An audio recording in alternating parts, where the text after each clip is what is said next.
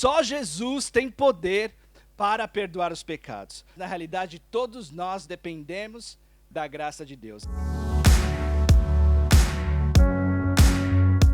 Tu pensas, tu dizes e tu fazes coisas que desagradam a Deus. Por isso, tu deveria ser castigado. Eu deveria ser castigado. Mas a graça de Deus é maior do que qualquer desgraça que nós podemos ter. O favor de Deus é sobre nós. Paulo, ele era um menino como eu e você. E ele então era um estudioso da Bíblia. E ele parecia que tudo que ele fazia desde pequeno era bom. Acontece que não basta ser só bom. Todos nós dependemos da graça de Deus. Quem segue a Jesus jamais andará nas trevas. Não ficará cego, mas pelo contrário, terá a luz da vida. E essa luz está dentro de você se você tem Jesus como seu Senhor e Salvador. Se pudéssemos rasgar a vida de uma pessoa que tem Jesus no seu coração, a luz que tem dentro do cristão poderia iluminar toda a terra. Quando temos Jesus, temos o poder do Espírito Santo sobre nós. Ele teve um professor fantástico para ajudá-lo. E ele se chamava Gamaliel. Era um rabi. Rabi significa mestre. Embora Gamaliel fosse mestre, Jesus é o mestre dos mestres. Porque ele deu a sua própria vida para que eu e você pudéssemos ter a luz do mundo dentro de nós. Portanto, nós temos que ter um relacionamento, termos uma amizade com Jesus. É isso que importa, não é a tradição, não é a religiosidade. Tens que ter um relacionamento com Deus. Quem segue a Jesus jamais andará nas trevas. Pelo contrário, terá a luz da vida. Paulo, então, ele aprendeu tudo certo. Mas agora ele manda mensagem de WhatsApp.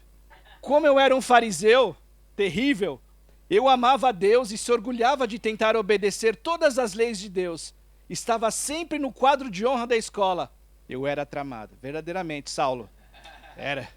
Ele, embora seja um bom estudioso e teve o melhor mestre, Paulo, mesmo assim, que ele estava também preso por causa do seu pecado. Estava nas trevas. Saulo teve uma infância fantástica. E talvez você não tenha tido uma infância fantástica. Mesmo assim, a graça de Deus é muito maior do que qualquer desgraça que possa ter acontecido na sua vida. Ele se tornou tão religioso que ele começou a perseguir as pessoas que acreditavam em Jesus. Cristão significa o seguinte: é uma pessoa que recebeu a Jesus como seu salvador do pecado. Ele estava no pecado, porque ele estava a perseguir os cristãos.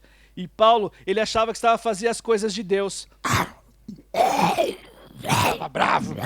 Ele ficou muito bravo com os cristãos. Não estão a fazer conforme eu quero, como eu aprendi. Então eu vou mandar prender toda a gente, todos aqueles que seguem a Jesus. E os religiosos fazem isso, têm tendência de aprisionar as pessoas nos seus pensamentos. Cuidado com a religiosidade. O mais importante é tu seres amigos de Deus. E Deus enviou Jesus para que eu e você conheçamos a verdade e a verdade nos liberte. E ele então começou a perseguir. Perseguir significa maltratar os outros com palavras ou ações por causa das suas crenças. Tomaste uma decisão de seguir Jesus de forma livre e agora você é livre nas suas palavras, nas suas ações, nos seus pensamentos. Quando tu fazes isso e começa a viver uma vida de acordo com a vontade de Deus, as pessoas vão começar a perseguir-te. A boa notícia é que bem-aventurados perseguidos, porque eles herdarão o reino dos céus. Mesmo que as pessoas venham te perseguir, mesmo que você seja pequeno, Deus pode fazer coisas grandes através da sua vida. Lembre-se de que Jesus, ele é a luz do mundo e ele está em teu favor, ele vai ajudar-te. Não tenha medo de dizer que tu és de Jesus.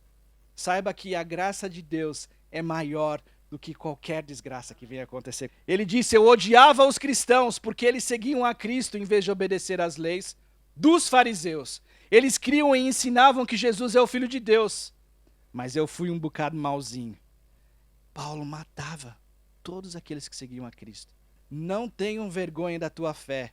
Quando você for fiel a Deus, Deus vai ser fiel a ti, porque ele ama-te profundamente. O Saulo disse que ele perseguia os cristãos, dava tarefa neles e colocava a malta cristã na prisão. Inclusive, matou alguns deles. Pois todos nós somos como imundos, e todas nossas justiças, boas obras, como trapo de imundície. Nenhum de nós merecíamos a graça de Deus. Não depende de ti, depende de Deus e da iniciativa dele, segundo os seus propósitos e planos. Porque ele tem um plano maravilhoso para cada um de vocês. Por mais pequeno que tu sejas, Deus pode fazer coisas grandes. E ele então pegou o seu cavalo e foi para Damasco. E no caminho de Damasco, de repente uma luz veio sobre ele.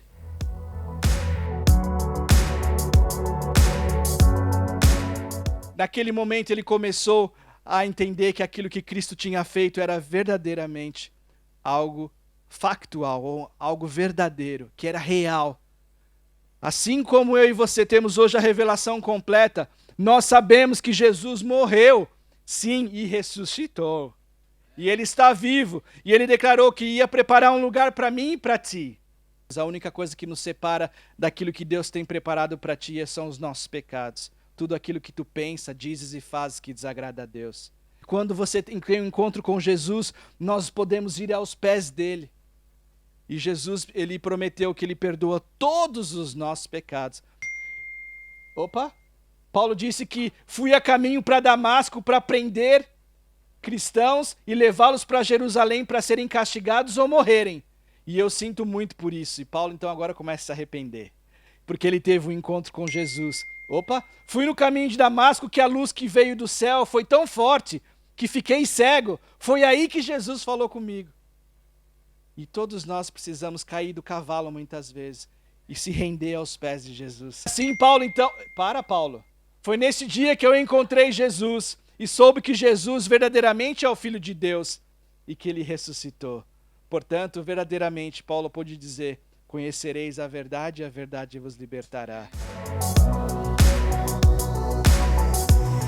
Todos nós temos que passar pelo processo da ressurreição. Assim como Jesus ressuscitou ao terceiro dia, Paulo teve um encontro com Cristo e ele agora declarou mais tarde, não sou eu que vivo, mas Cristo que vive em mim. Porque verdadeiramente ele teve um novo nascimento em Cristo Jesus.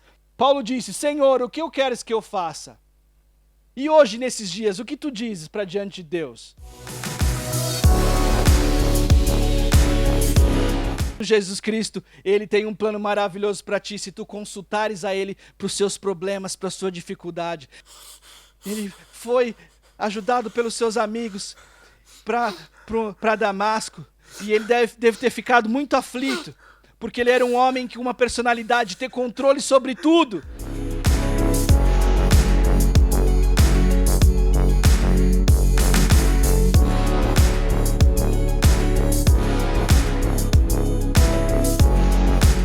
Aqui que Paulo começa então a ter uma grande reviravolta na sua vida. De perseguidor para servo.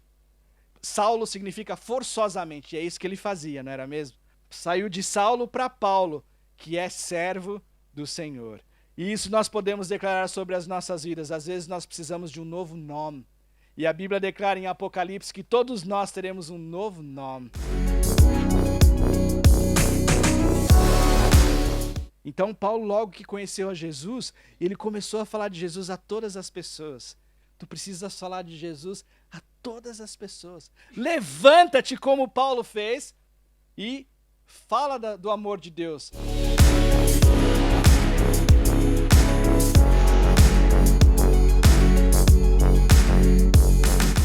A única coisa que você precisa fazer é pedir perdão dos seus pecados. Porque a única coisa que nos separa do céu, das coisas boas que Deus tem para nós, é os nossos pecados. Vocês vão dar as costas para Jesus? Ou vocês vão virar-se para Jesus e vão ter um encontro com Ele? E dizer, Senhor Jesus, toma conta da minha vida e faz de mim a pessoa que o Senhor deseja que eu seja.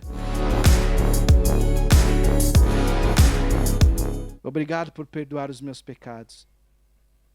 Obrigado porque um dia eu vou estar consigo no céu.